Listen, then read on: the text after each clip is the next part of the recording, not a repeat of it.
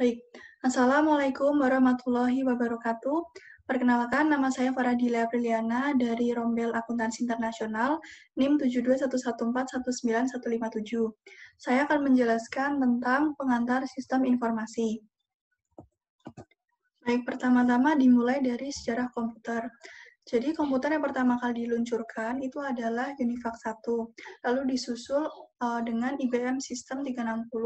Jadi Univac 1 ini sebesar ruangan ukurannya dan hanya bisa melakukan satu tugas tunggal dari satu pengguna. Sementara kalau IBM System 360 itu dia lebih maju karena bisa melakukan berbagai tugas sekaligus di waktu yang bersamaan.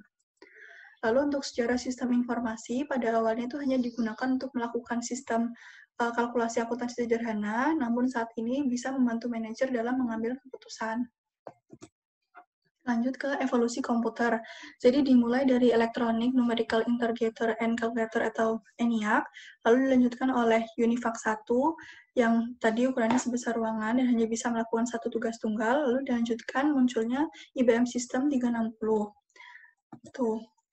Lalu muncul komputer berukuran lebih kecil. Jadi sistem skala kecil yang pertama itu adalah komputer mini, lalu diikuti dengan komputer mikro. Komputer mini itu ditujukan untuk perusahaan, sementara komputer mikro itu untuk individual. Pelopornya sendiri adalah Apple dan juga Tandy Corporation. Nah, yang pertama kali mengeluarkan itu adalah IBM. Mereka menamai dengan personal komputer tahun 1982, yang kemudian nama dan produknya itu diadopsi secara universal. Tuh. Selanjutnya saya akan membahas tentang hukum Moore. Hukum Moore itu dicetuskan oleh Gordon Moore, salah satu pendiri Intel. Dia itu berkata bahwa kekuatan sebuah komputer itu akan meningkat 2 kali lipat setiap 18 bulan dengan mengeluarkan sejumlah biaya tertentu. Lanjut ke pengantar arsitektur komputer. Jadi di dalam komputer itu ada yang namanya hardware dan software. Hardware dioperasikan oleh sistem operasi, sementara software dioperasikan oleh tugas dari pengguna, baik itu tugas kalkulasi maupun tugas pengolah data. Lalu di dalam komputer juga ada yang namanya prosesor, yaitu inti dari sebuah komputer yang mengendalikan seluruh alat di dalam komputer. Lalu motherboard itu adalah papan sirkuit di mana semua komponen berada. Kalau CPU itu untuk memproses semua kalkulasi dan juga perintah yang diminta oleh pengguna. Lalu ada RAM, yaitu alat penyimpanan data secara sementara. Lalu untuk alat penyimpanan data secara permanen, itu ada flash disk, hard disk, dan juga CD-ROM. Untuk alat pendukung ada monitor, keyboard, kemudian mouse, dan juga printer. Lanjut ke pengantar arsitektur komunikasi. Jadi di sini sudah ada internet sebagai alat komunikasi, yaitu menggunakan modem. Untuk kecepatan umumnya itu sekitar 11 sampai 54 Mbps, tapi untuk perusahaan bisa mencapai 100 Mbps. Lalu evolusi di bidang aplikasi komputer. Jadi ada 3 sistem, yaitu yang pertama sistem informasi, sistem fisik, dan juga sistem tertutup. Kalau sistem informasi itu adalah suatu sistem virtual yang memungkinkan manajemen mengendalikan operasi fisik suatu perusahaan. Kalau sistem fisik sendiri itu adalah suatu sistem terbuka yang berinteraksi dengan lingkungannya melalui sumber daya listrik. Kalau sistem tertutup, itu adalah suatu sistem yang tidak berkomunikasi dengan sistem-sistem lainnya. Lanjut ke sistem pemrosesan transaksi. Jadi di sini tuh data yang tadinya terdiri dari angka dan juga fakta yang biasanya tidak bermanfaat diolah menjadi suatu informasi yang bermanfaat bagi manajer dalam mengambil keputusan. Dulu itu disebut dengan Electronic Data Processing System atau EDP, kemudian diubah menjadi Accounting Information System atau AIS, dan sekarang kita kenal dengan Transaction Processing System. Lanjut ke sistem informasi manajemen. Karena dirasa yang sistem pemrosesan transaksi tadi itu kurang efektif, maka muncul yang namanya SIM. Jadi SIM itu adalah suatu sistem berbasis komputer yang membuat informasi tersedia bagi para pengguna yang memiliki kebutuhan serupa. Output dari SIM itu ada 2 macam, yaitu report writing software dan juga model matematis. Kalau report writing software itu laporan isinya tentang laporan khusus dan laporan berkala. Kalau model matematis itu isinya tentang informasi mengenai operasi yang dilakukan oleh perusahaan. Lalu ada sistem kantor virtual.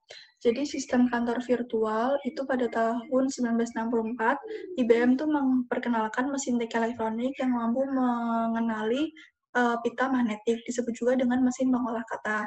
Nah, mesin ini tuh merupakan awal dari otomatisasi kantor atau bisa juga disebut dengan personal productivity system. Lanjut ke sistem pendukung pengambilan keputusan atau DSS, dicetuskan oleh G. Anthony Gorey dan Michael S. Scott Martin tahun 1971, di mana mereka tuh yakin bahwa suatu sistem harus dibuat untuk pemecahan masalah dalam masalah tertentu. Gitu. Lanjut ke Enterprise Resource Planning System. Jadi, sistem ini tuh menggabungkan 3 sistem sekaligus, yaitu DSS, SIM, dan juga sistem pemrosesan transaksi. Nah, jadi pada awalnya 3 sistem ini dikembangkan tanpa suatu rencana tertentu, hanya ditujukan untuk memenuhi kebutuhan pengguna. Namun pada tahun 1990, perusahaan tuh mulai melirik untuk menggabungkan ketiga sistem ini, di mana ERP itu mampu memanajemen seluruh sumber daya perusahaan dalam basis keseluruhan organisasi itu. Lanjut ke pengguna sistem informasi. Jadi pada awalnya, pengguna itu adalah karyawan administrasi di bidang akuntansi. Tapi saat ini, baik karyawan, manajer, non-manajer, dan staf profesional itu semuanya menggunakan yang namanya sistem informasi. Nah, manajer sebagai pengguna sistem informasi. Jadi kebutuhan setiap manajer itu berbeda-beda karena tugasnya mereka juga berbeda-beda.